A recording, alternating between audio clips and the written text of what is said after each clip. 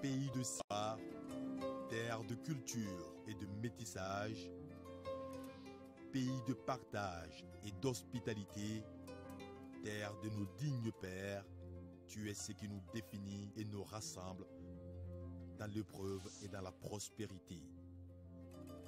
Comme un seul homme et pour un seul destin, nous ferons de toi, Mali, une terre de paix.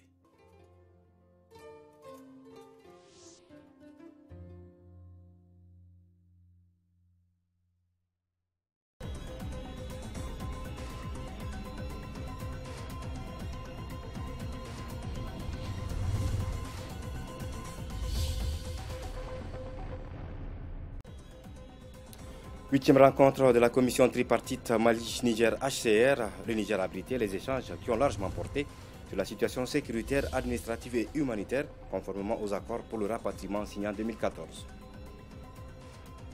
L'autonomisation économique des femmes dans un monde du travail en pleine évolution, c'est le thème de la 23e édition du 8 mars, Journée internationale de la femme au Mali.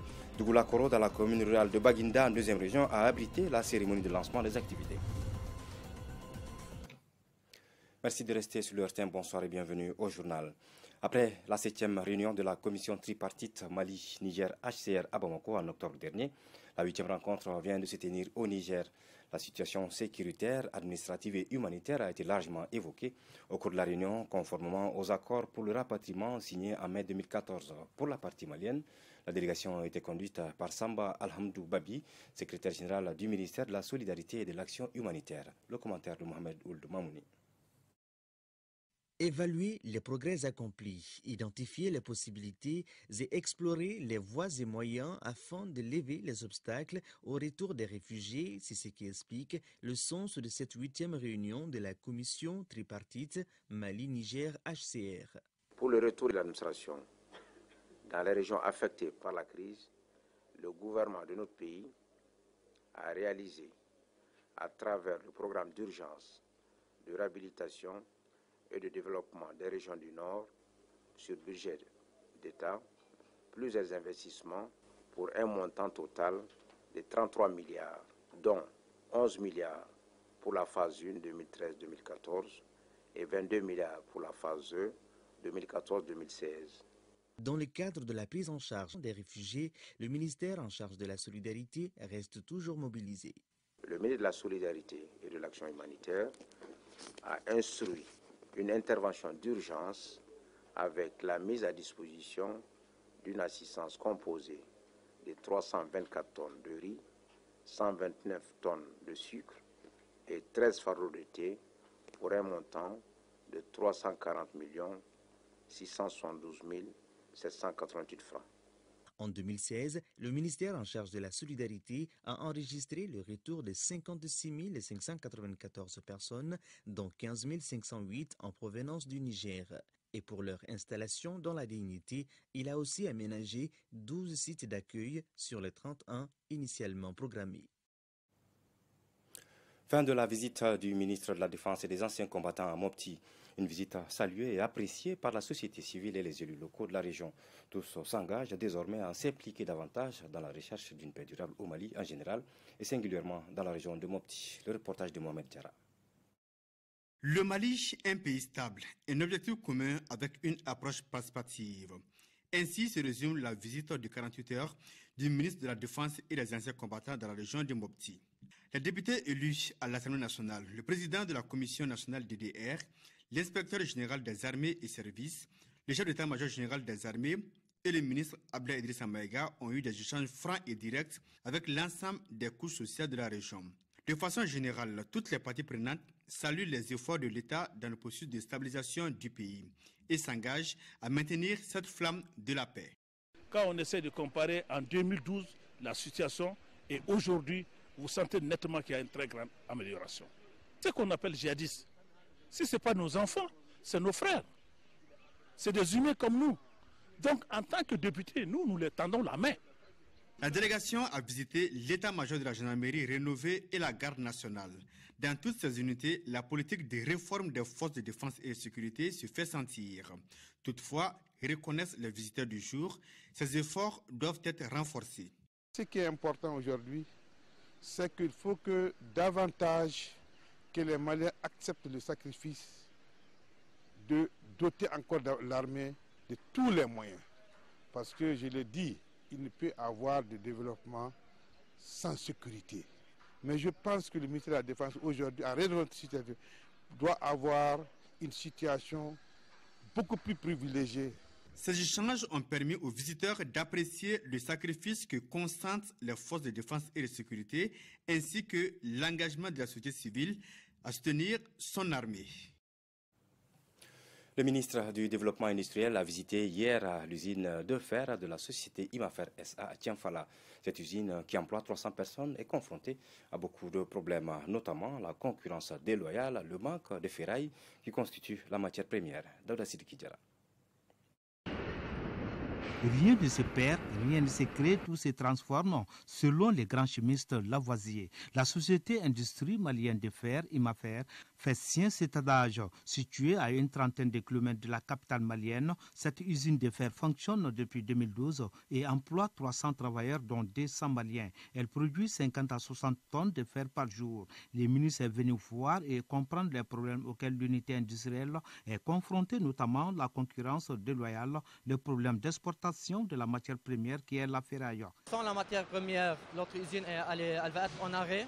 On ne pourra pas produire le fer à béton. Il y a quelqu'un qui est intéressé beaucoup à ce domaine, le domaine de l'industrie, et qui veille avec nous pour développer ce domaine et améliorer les conditions et notre production. Pour le moment, l'usine n'a pas commencé à extraire le minerai de fer de la localité. Un grand projet qui est à l'étude selon le directeur adjoint. Le ministre du Développement industriel a appelé la société à respecter son engagement. Nous appelons l'unité industrielle à être, n'est-ce pas, dans le montage initial de son projet, c'est-à-dire l'extraction, n'est-ce pas, du minerai de sol. Et c'est ce qui fera beaucoup d'emplois. Et c'est cela une activité pertinente, n'est-ce pas, qui peut améliorer les conditions de vie des populations. Nous avons apprécié qu'au sein de cette unité, elle est respectueuse de l'environnement. Parce que nous le disons partout où nous passons, les unités doivent produire, mais doivent respecter l'environnement. Ici, les employés travaillent avec des fours thermiques.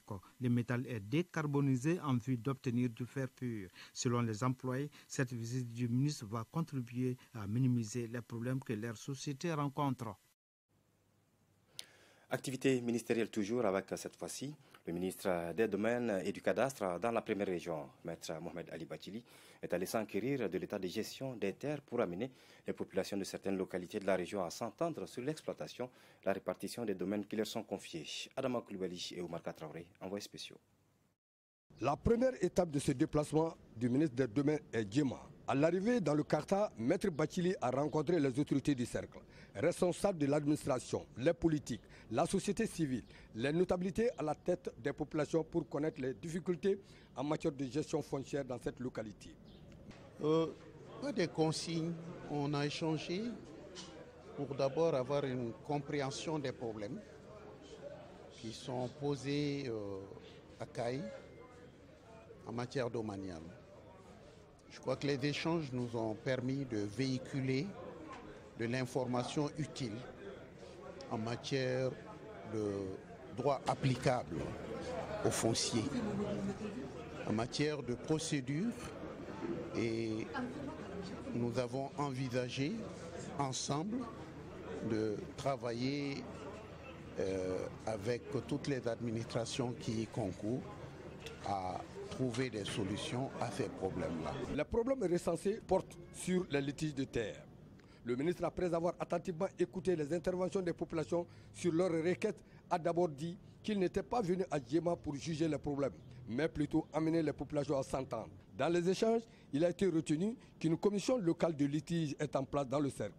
Et Maître Bachili de dire aux autorités de redynamiser cette commission au bonheur des populations.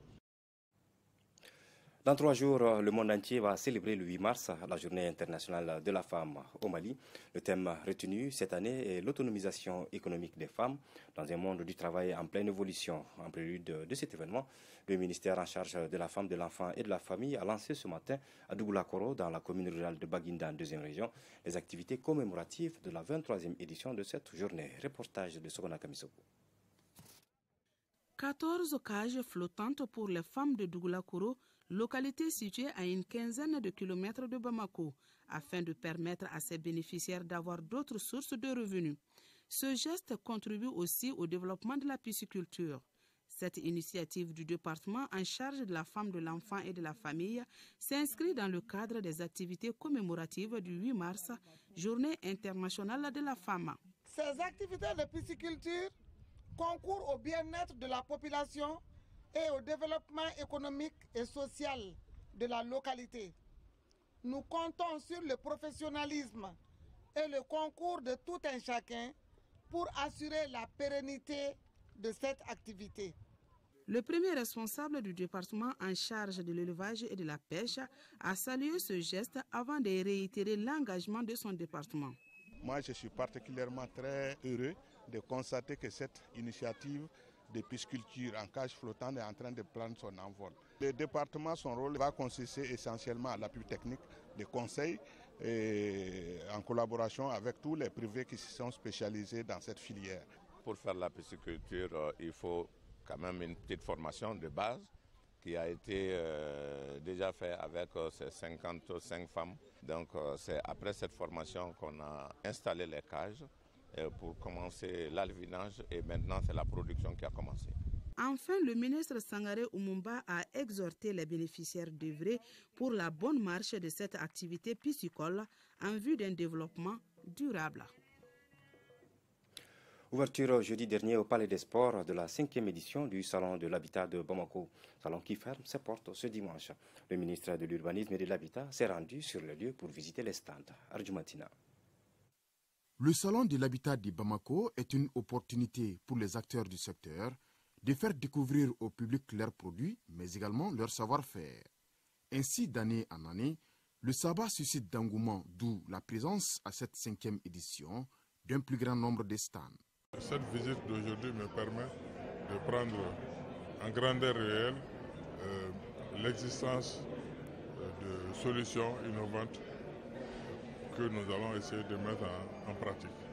Tout ce qui a été présenté, qu'on ne rencontre pas au quotidien, il y a beaucoup de choses que vous avez vues ici dans ce salon, qui existent ça et là au Mali, mais que le commun du Malien ne connaît pas. Les différents stands ont ainsi été visités par le ministre de l'Urbanisme et de l'Habitat, qui se félicite de l'engagement des acteurs du domaine pour soulager les citoyens. Je souhaite que ce salon soit le point de départ d'une initiative de communication avec les citoyens, avec la population, dont les besoins immenses en matière de logement et de construction restent à satisfaire. Aujourd'hui, dès qu'on parle de salon de l'habitat, c'est normal, les gens s'attendent à ce qu'on parle de logements sociaux. Le fait que c'est l'État qui construit les maisons pour ensuite les rétrocéder aux acquéreurs est une solution trop contraignante pour le budget de l'État. Les banques sont disposées, les promoteurs immobiliers aussi, à faire en sorte que cette charge soit partagée avec l'État. Prévu pour 4 jours, la 5e édition du Salon de l'Habitat de Bamako s'achève ce dimanche. Le Conseil national de la société civile vient d'être reçu par le médiateur de la République. Voilà.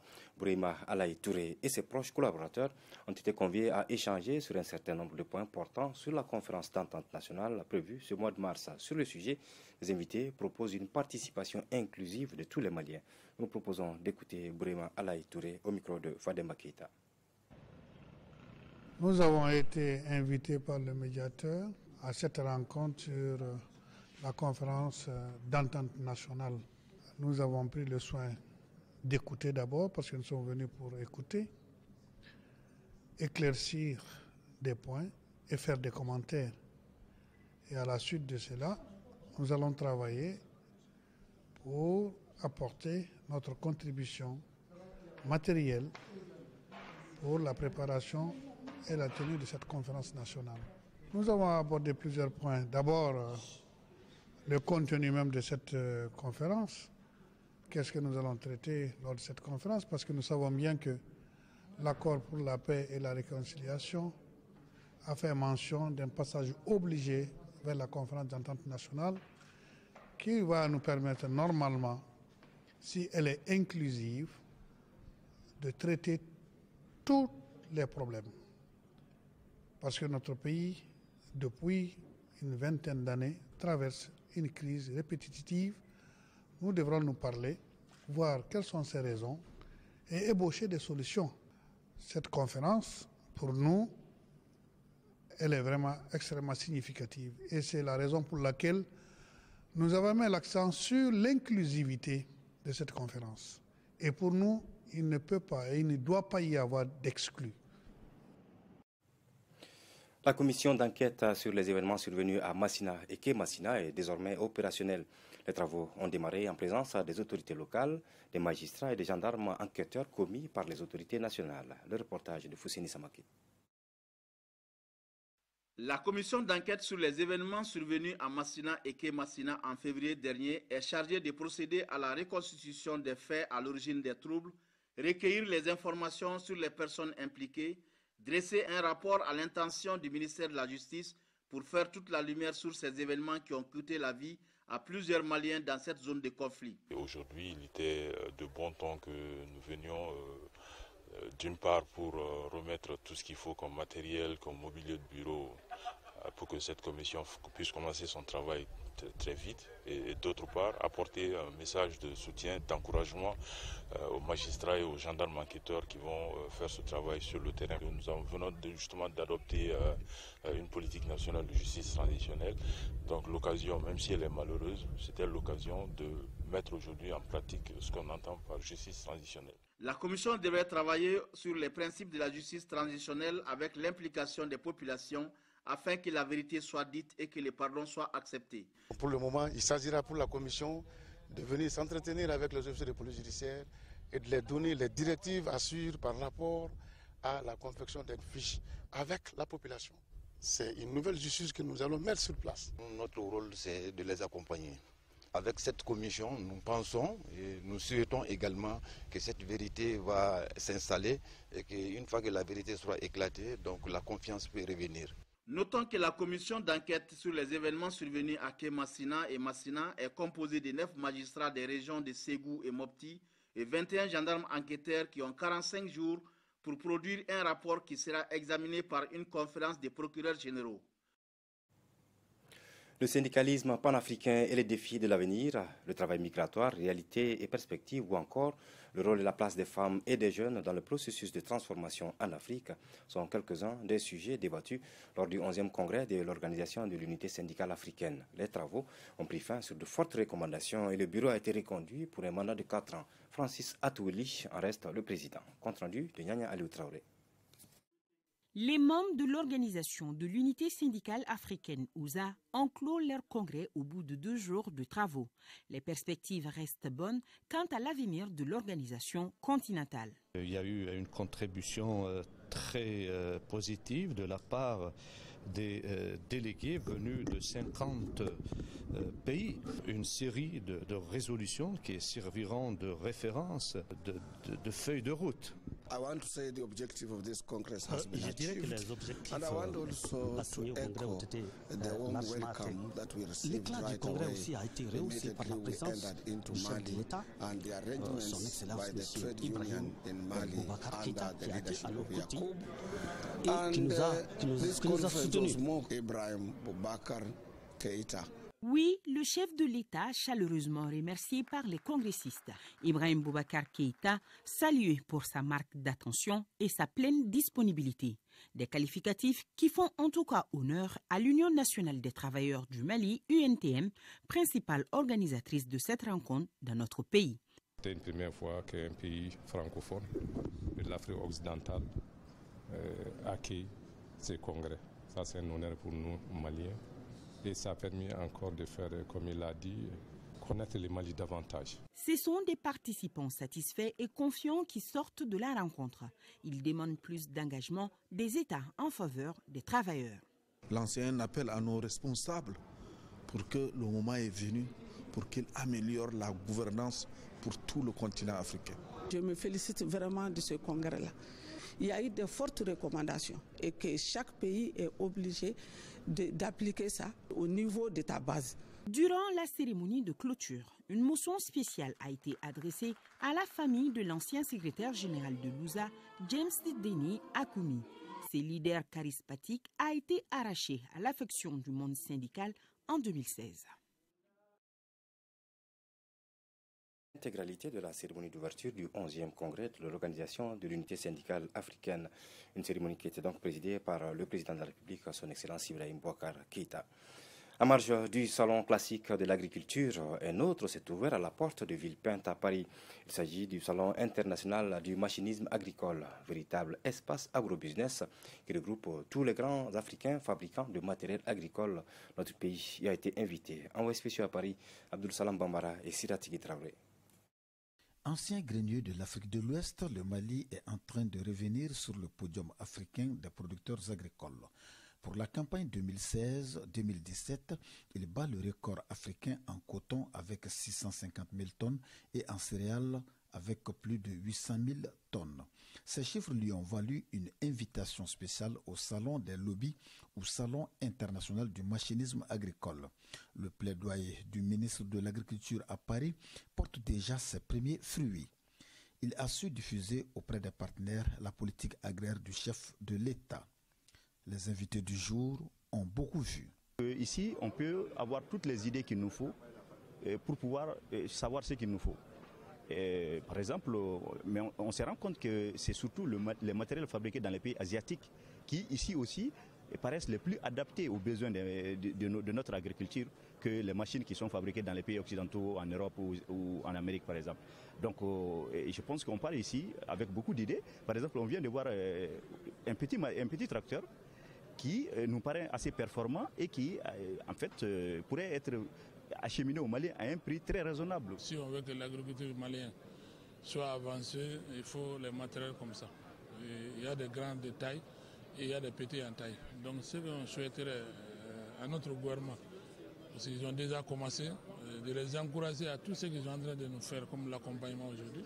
L'ascension agraire du Mali a ainsi commencé, pourvu qu'elle continue. En tous les cas, le gouvernement a consacré 15% du budget national à l'agriculture, un chiffre qui dépasse le seuil fixé par le Fonds mondial pour l'alimentation et l'agriculture.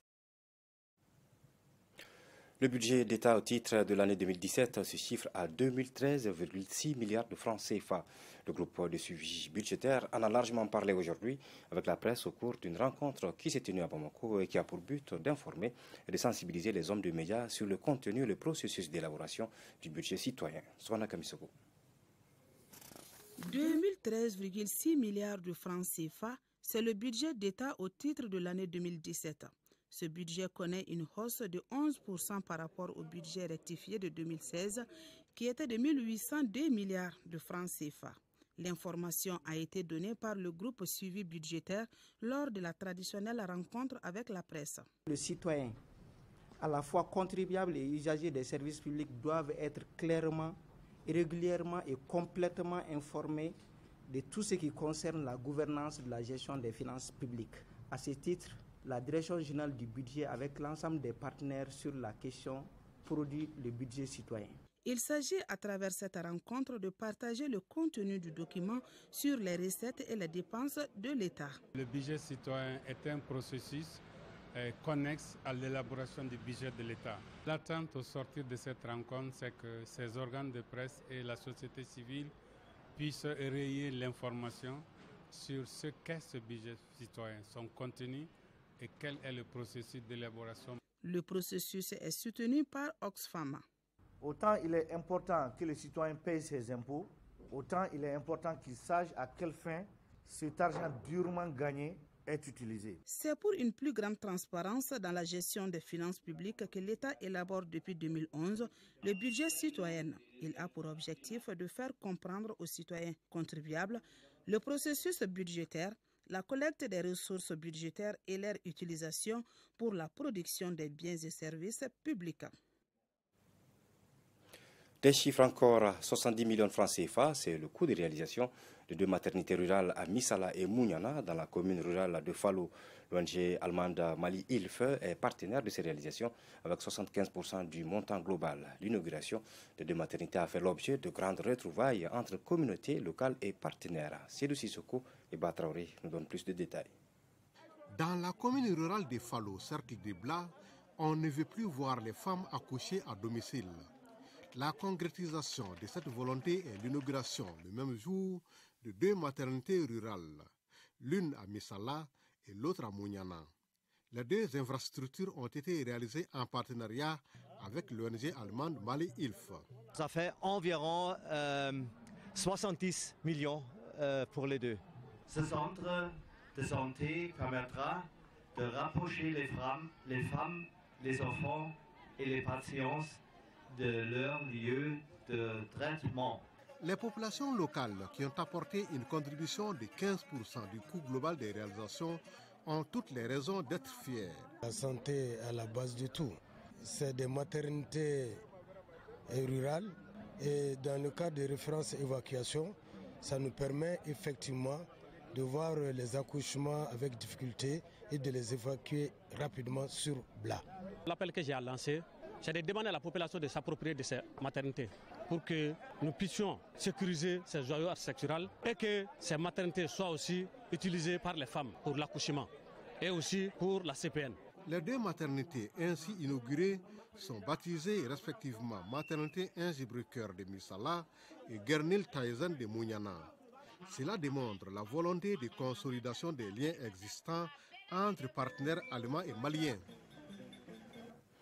L'association Sasakawa pour l'Afrique a célébré mercredi dernier son 30e anniversaire. À cette occasion, les responsables de l'ONG ont organisé une cérémonie au Grand Hôtel de Bamako pour marquer l'événement. Reportage de Mamadou Fane.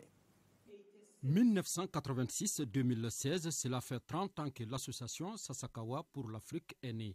Au Mali, cette date coïncide avec les 20 ans de présence de Sasakawa Global 2000.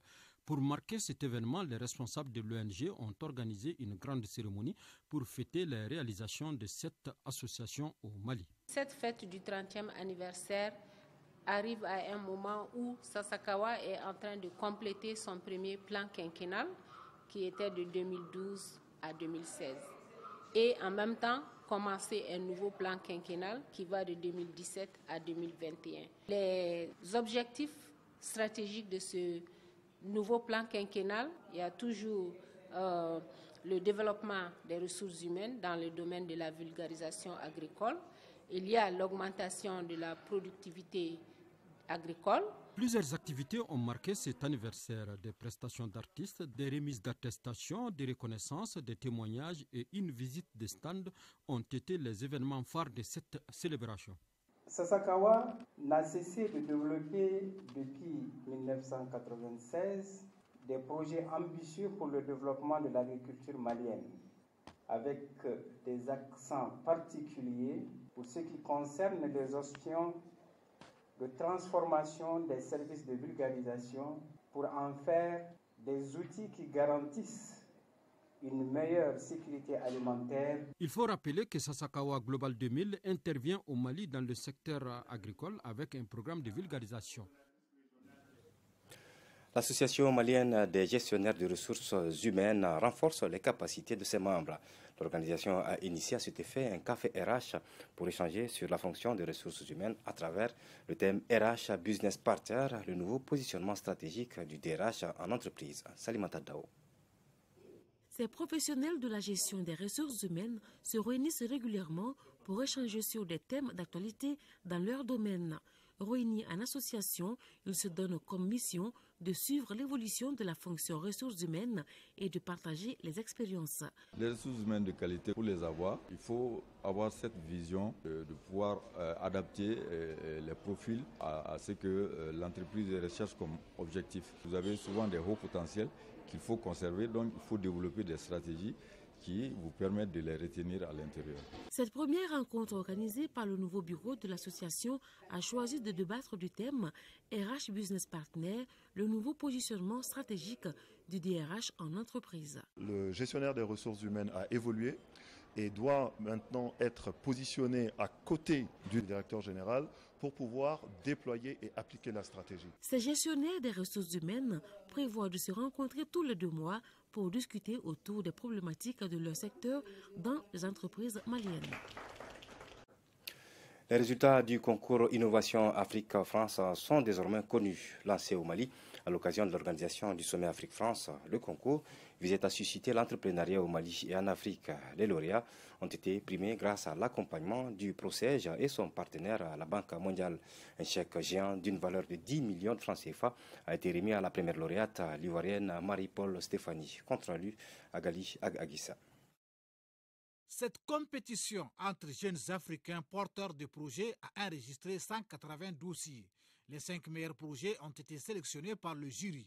Les lauréats des nationalités maliennes, togolaises, burkinabé, béninoises et ivoiriennes ont bénéficié des montants qui varient entre 1 et 10 millions de francs CFA. Je pense qu'à travers ce gain-là, au-delà de la Côte d'Ivoire qui a obtenu le premier prix, c'est toute l'Afrique qui gagne.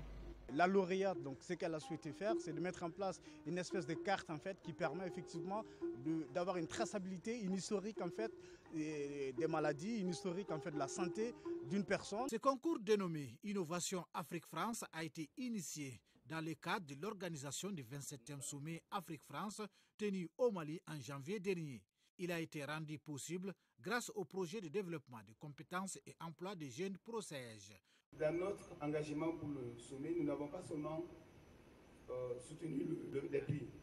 Nous avons aussi participé entièrement au sommet des jeunes en tant que panélistes, en tant qu'animateurs. Mais au-delà même, nous avons anticipé un jour sur le sommet en organisant ce qu'on appelle un side events avec les jeunes entrepreneurs maliens. Au sortir de ce sommet, l'Afrique est non seulement une Afrique porteuse de ressources et de richesses, mais une Afrique porteuse d'espoir dès lors que les Africains eux-mêmes et les jeunes en premier peuvent se permettre de croire réellement à l'avenir de leur continent. La cérémonie a enregistré, outre une partie des lauréats, les membres de la Commission nationale de l'organisation du sommet.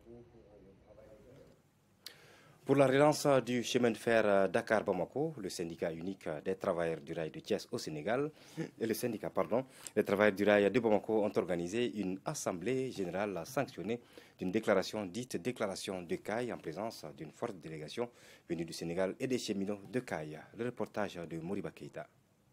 Dans le souci de préservation du chemin de fer Dakar-Bamako et partant de là pour la sauvegarde des milliers d'emplois directs et indirects, le syndicat unique des travailleurs du rail Thiès-Sénégal, en collaboration avec le syndicat des travailleurs du rail Bamako-Mali, ont organisé une assemblée générale sanctionnée d'une déclaration appelée déclaration de Caille. Déclaration de Caille qui va dans le sens d'interpeller tous les syndicats du Sénégal et du Mali de faire l'unité devant l'essentiel.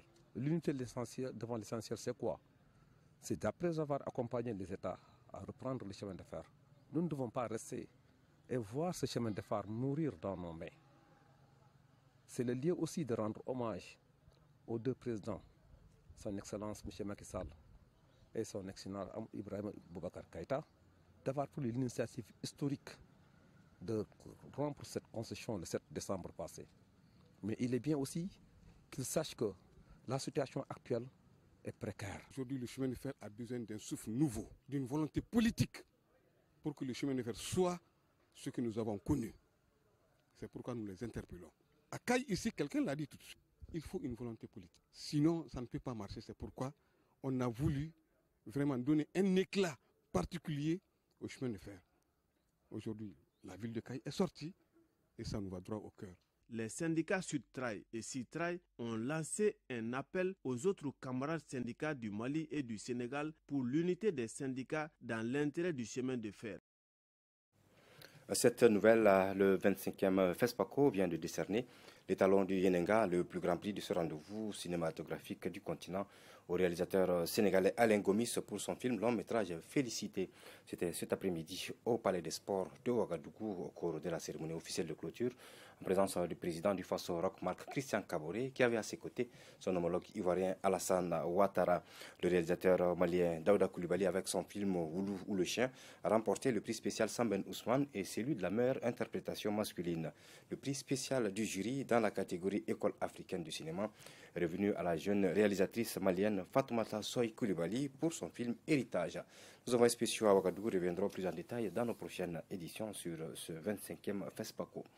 Sport, football, CAN des moins de 20 ans, c'est fini pour les Aiglons. En troisième match de groupe, la Guinée a battu le Mali par le score de 3-2. Le Mali est ainsi éliminé de la compétition avec 2 défaites et 1 nul. L'entraîneur Baïba s'explique au micro de nos envoyés spéciaux Abdul Karim Kaba et Mamadou Sidibé. Bon, il faut reconnaître que le bilan est négatif. Si c'est bien, on le dit. Si c'est pas bien, il faut le dire aussi. Il faut avoir le courage de le dire. Nous avons eu des difficultés à ce tournoi. Mais encore, ça va nous servir encore des leçons pour les prochaines échéances. Ça nous donnera encore à préparer beaucoup de choses. Et ce genre de compétition, il faut des joueurs compétitifs. J'ai des bons joueurs, j'ai mon groupe.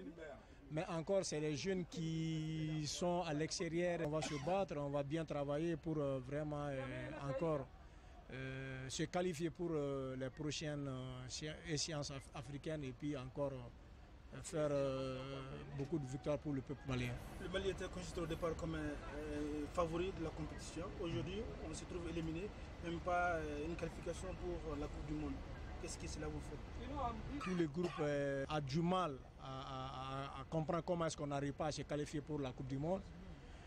On marque des buts et puis on égalise. Donc vraiment, et moi, je n'ai pas grand-chose à dire, je vais attendre, je vais bien réfléchir ce qu'on doit faire pour la prochaine compétition. Voilà, il faudra surtout tirer des leçons de cet échec. La dernière journée dans le groupe A se décantera demain également à partir de 13h, des rencontres que vous pourrez suivre en direct sur les antennes de l'ORTM. Fin à Nioro du Sahel de la 32e édition de la Ziara de la famille de l'âge Omar Tall.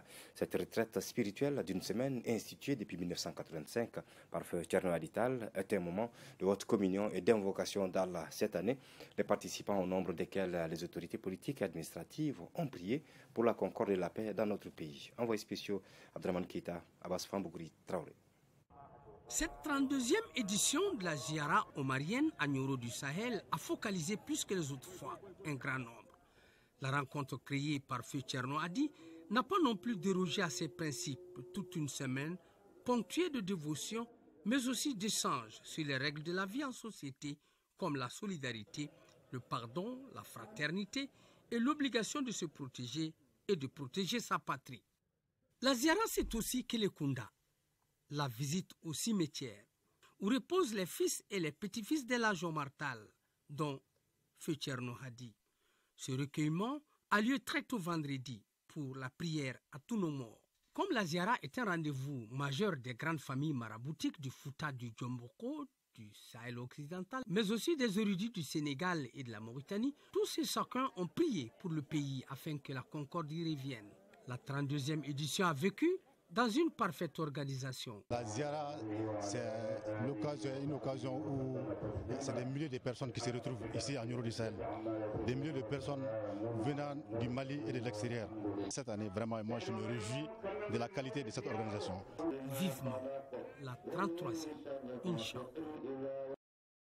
Voilà, avant de nous séparer, sachez que votre émission Actu Hebdo reçoit demain dimanche comme invité le professeur Drissa Diakité, président de la commission interministérielle de la cité universitaire de Kabbalah, et Yacouba Katile, secrétaire général de l'UNTM. Et ce sera à partir de 11h en raison de la retransmission directe des matchs de la CAN des moins de 20 ans qui se déroule du côté de la Zambie. Voilà, merci de nous avoir suivis et bonsoir.